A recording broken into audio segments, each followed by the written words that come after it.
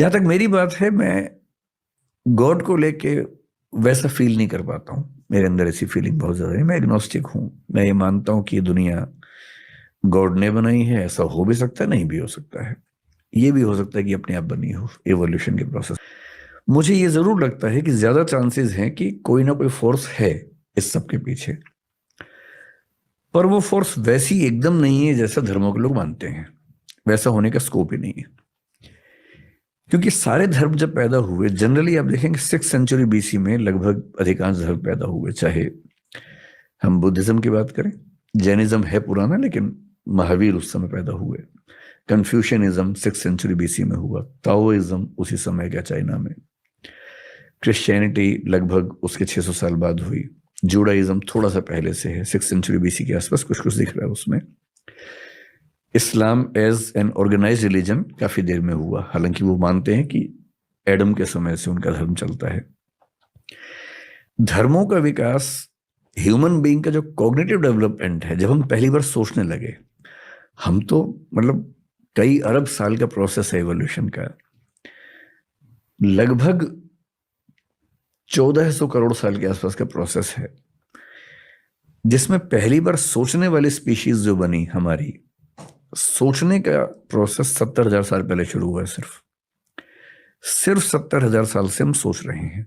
उसके पहले सोचने की क्षमता नहीं थी, ब्रेन ऐसा नहीं था।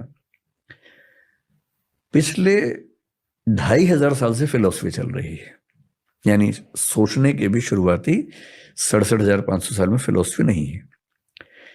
जब पेट भरने लगा, नियोलिथिक रिवॉल्यूशन हुआ, खेती होने लगी, सेटलमेंट्स होने लगी, तो कई लोगों को पहली बार भरपूर सोचने का मौका मिला। तब उन्होंने सोचा कि ये सब कैसे बना होगा। इमेजिन किया कि ईश्वर ने बनाया होगा। लंबे समय के बाद इमेजिन किया। इंटरेस्टिंग है कि भारतीय परंपरा में विष्णु के 10 अवतारों में पहला मत्स्य अवतार है, मछली का, पानी के अंदर।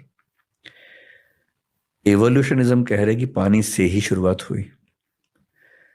पश्चिम में 6th सेंचुरी BC में पहला फिलोसफर पैदा हुआ है, थेल्स नाम का। थेलीज बोलते हैं उसको कुछ लोग। वो क्या बोल रहा है कि दुनिया पानी से बनी है। ह्यूलिज्म बोलते हैं कि दुनिया पानी से बनी है। मैं जो कहना चाह रहा हूं कि ये सारी फिलोसफीज बहुत ज्यादा प्रभावित हैं इस संसार के अनुभवों से, जबकि सच ये है कि पूरे यूनिवर्स में, अगर मैं इस पूरी दीवार को यूनिवर्स मान लूं, तो जो हमारा पृथ्वी जो हमारी है ना, वो क्या मैं कहूं, एक मच्छर को भी 100 से डिवाइड कर देंगे उतना हिस्सा बनेगा। 1000 से डिवाइड कर। हाँ, इतनी छोटी पृथ्वी के कुछ 1000 साल के अनुभवों से हमने थियरीज बना ली हैं बड़ी बड़ी, कि भगवान, अल्लाह, गॉड। और आप देखेंगे बाइबल में, क्रिश्चियनिटी में ये माना गया कि ईश्वर ने पृथ्वी बनाई, एडम के लिए बनाई। और बाइबल ये मानती है कि पृथ्वी केंद्र में है, सूर्य चक्कर काट रहा है।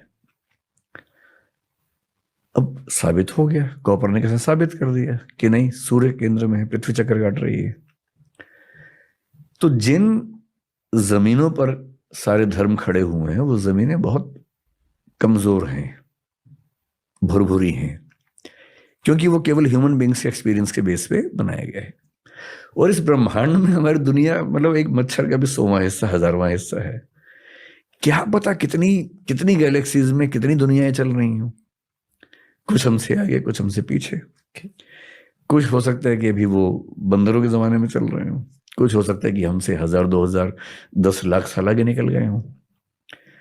इन दुनियाओं में आपस में इंटरेक्शन भी अब तक नहीं हो रहा। हम उनको एलियन कहते हैं, वो हमको एलियन कहते होंगे। तो अभी तो विज्ञान ने दुनिया का डेसिमल में भी कुछ नहीं समझा है। अभी से हम ये इंटरप्रेट कर दें कि एक भगवान है जिसने ऐसा ऐसा किया, पॉसिबिलिटी है। एग्नोस्टिक होने का मतलब है कि I accept there stands a possibility of God existing.